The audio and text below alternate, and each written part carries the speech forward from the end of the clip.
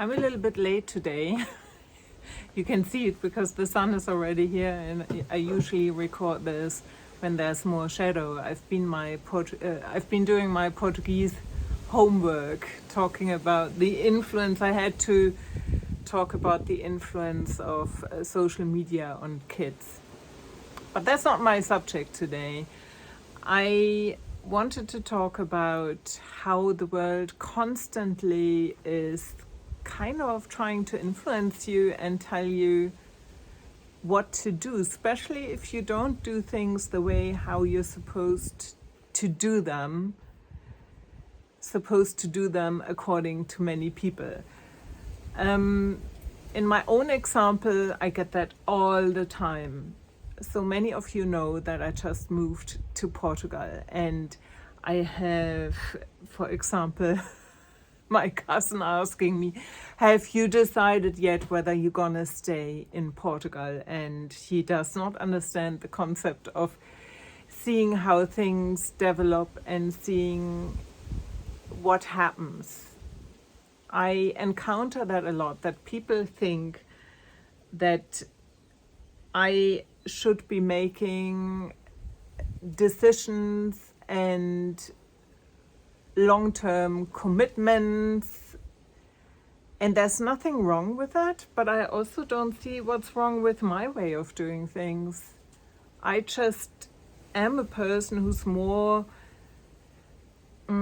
feeling into things, and quite frankly, when I try to do it the way how I'm supposed to do it, it most of the time did not work out for me. Maybe we are more different than we think. And I also think it when we define things too much, there's no room for anything to happen. I, for example, did not see myself living where I am right now in that area for the whole winter, but that's what happened. I have my wood ordered. Let me show you. It's here, that pile in the back. And the minute I ordered that, I kind of decided, okay, now I'm gonna have to become an expert at making fires, but also obviously I want to use all of it. So yes, I have committed to staying here in this area with lovely neighbors and being in the sticks, but not exactly the area I anticipated. And there's part of me that's just saying, I have the feeling there's a reason why I am here right now, and why not just be a little bit more open again and then find the next step. And I think this is what it is, like if you do or intend to be more with the flow or guided by intuition, then you need to find the next step and trust that. You basically have to live more in the unknowing, and it might be, definitely for me at times, it might be more anxiety provoking, but it always has worked out, and I might have found places and opportunities that I might not have found would I not have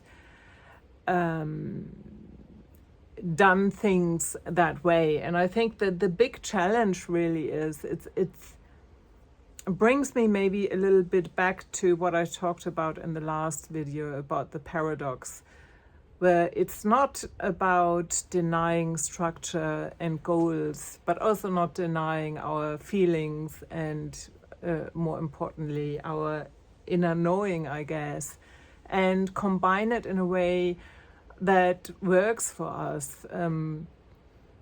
I want to, my ultimate goal is finding a place that's nourishing for me and that works for me. And then I can see this place here is pretty nourishing right now, and then I can see whether I find something long-term. But to have a goal that kind of gives us an idea, I want to inspire many people into more being in their own act and not in someone else's.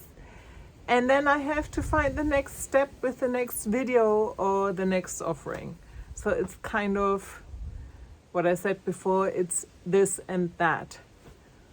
But personally, I think we can't afford to be too rigid anymore and to just bulldoze through with our goals we defined, I don't know, New Year's Eve or our 5-year plan. But that's just me. If it does work for someone, please do go for it. So I'm curious how that works for you. Do you follow your intuition, or do you need to have things figured out pretty much? Let me know.